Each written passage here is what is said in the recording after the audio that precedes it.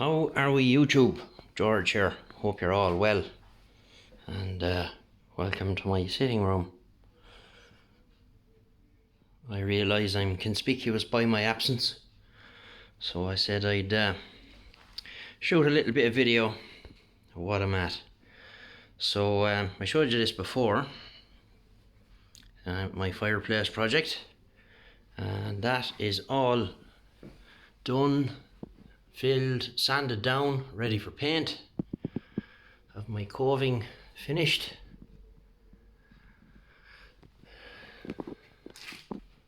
Nice job, quite happy with that. Took my time with it and got it bang on. So now the next step with that is I have to build 2 units either side. Ooh, well, let's zoom out. Yeah, unit here, and there'll be a unit here. Just step back maybe an inch or so from. I might even just tuck it in behind the trim. So there'll be a couple of doors and little shelves, and she wants floating shelves here. So we're going to make our own floating shelves, and we'll knock together some brackets out in the shed. With some steel and do a bit of welding. So yeah. So what else have I at here? See, I have the couch covered down. This is the we had there was a door from the hall into the sitting room here, and that's the door frame and all the associated gubbins. And we have it slabbed up, focus, and that's ready for skim now tomorrow once I do a few bits and pieces with it. Never plastered before, but we're going to have a go. You see to the right there, that little square, the light switch was there, so I had to move it over here. So what I did was I brought the wires into the cavity of my stud. This is all stud. This timber frame house, so all the internal walls are stud, and we extended the cable down, and it goes along the floor.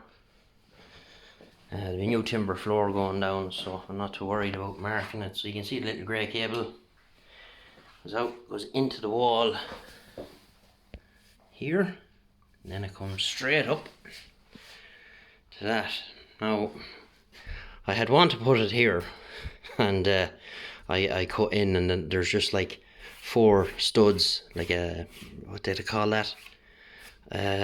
Is it a jack or oh, I forget. There's like 4 or 5 of them fixed together, so I had to come over this far because there was another stud here and another one here.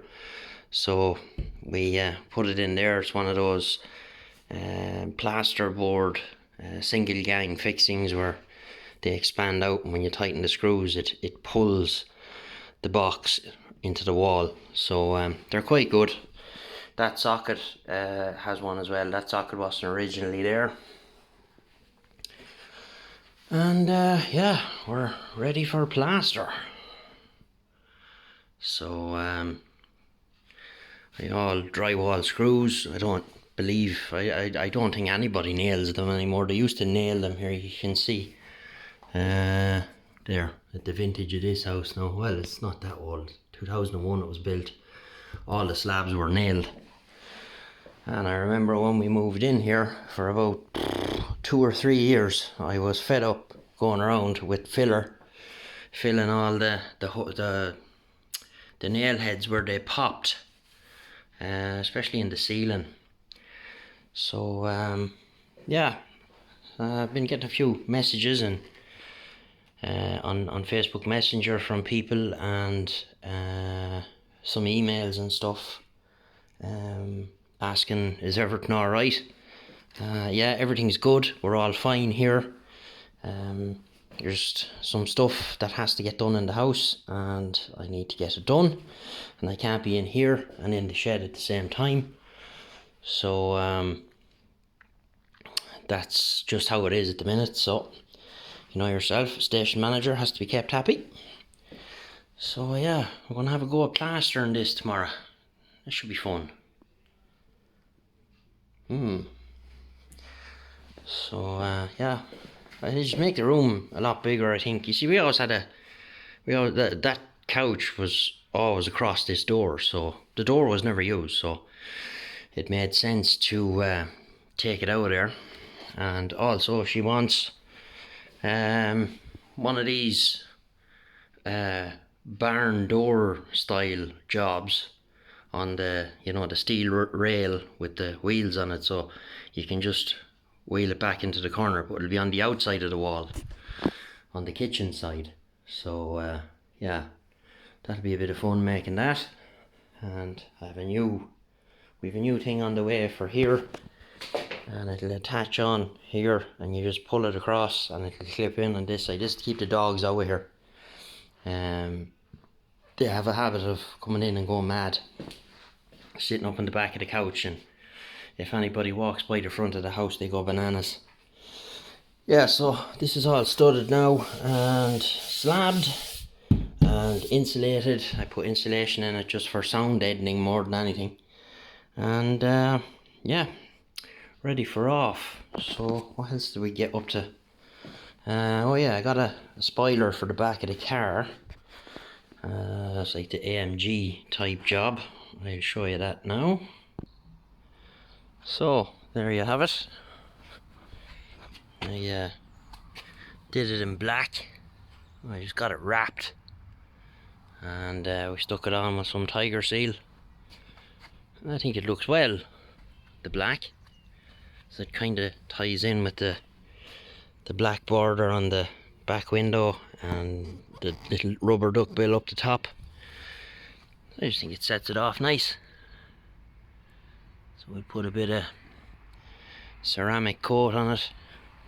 This thing really needs to be cleaned. It's absolutely filthy. Mank. But that's for a little bit further down the road when it gets a bit warmer, so I can get out here with the polish and mop. And yeah, for anybody that's not from Ireland, these 3 bits of paper in the windscreen are very expensive. This is our NCT. It's a national car test, like roadworthiness or the MOT in the UK. In my case, because the car is over 10 years old, you have to get it tested every year. And I think it's €55 cost to get the test done. And if you fail, they tell you what's wrong and you have to go and fix it, and then go back and pay another €28. It's all fucking money racket. This is our insurance disc. You have to display your insurance particulars in the window. And oh, what's mine? About €600 or so. Then this is our road tax that we have to pay for driving on very potholed bad roads that make bits out of your control arms and track rod ends. You can see there, just recently done it for 3 months. It's €179, and that's what it is for the year if you were to pay it in total. But I've always paid my road tax every 3 months. It's just the way I do it. So yeah, that's pretty much it. You have to, as I'd always say, if we to put any more bloody discs in the window, we won't be able to see out.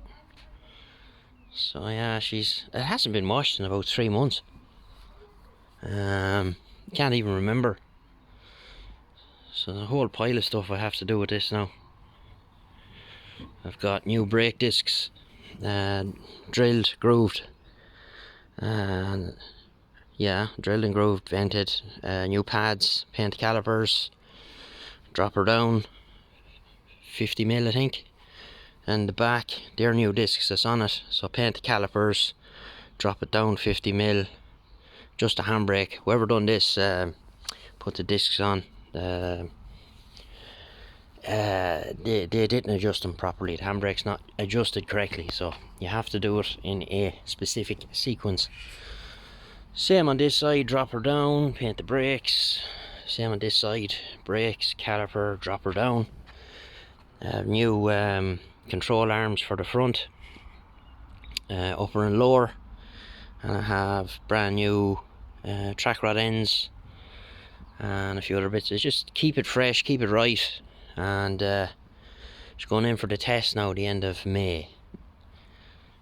Supposed to be January, as you can see there, but because of the current pandemic situation, most unusually, our Minister for Transport gave everybody 4 months extra. So I should pass it flying it anyway. There's not that much mileage on it, so about 87,000 miles on it as it stands, which for a 2003 car is very good. The old Beamer has to be cleaned up too. It got a few bits and pieces done. It's got new all new rear brakes, rear discs, rear pads, handbrake shoes, and they were the original discs and the original handbrake shoes, and they lasted 227,000 miles. I was amazed. So you can see there the pads are not fully bedded in yet, because I only done it last weekend. So it's had a new crank pulley as well. The bonnet struts have failed, so I have 2 new ones in the shed to go onto it, because the bonnet won't stay up on its own. And of course the first thing they do when it goes in for the test is they lift the bonnet. So she needs to go clean too. I can't remember last time I cleaned that car. It must be 6 months ago. Well, washed it outside, like, obviously, but I tend just to let a protective film of dirt build up in them this time of the year. You know, they use grit on the roads here. Don't use salt, thankfully, but use the grit, and when it rains, it all kind of splashes up, and it's horrible stuff. But when I debadged it, I hit this panel here the whole way across with some compound and the polisher, and I spent about maybe 3 or 4 minutes on that panel, and then same again with the finishing compound, and it came up really nice. So the paint on these Mercs is very hard, the clear coat, so you know you can machine on it for ages and you don't have to worry. But use Sonax heavy cut and Sonax perfect finish, I think. But yeah, it's going well. Nice car, nice to drive, and there we go. So that's it. We'll get you in the next one. I'll get back into the shed when I get back into the shed, and take care, stay safe, and all the best.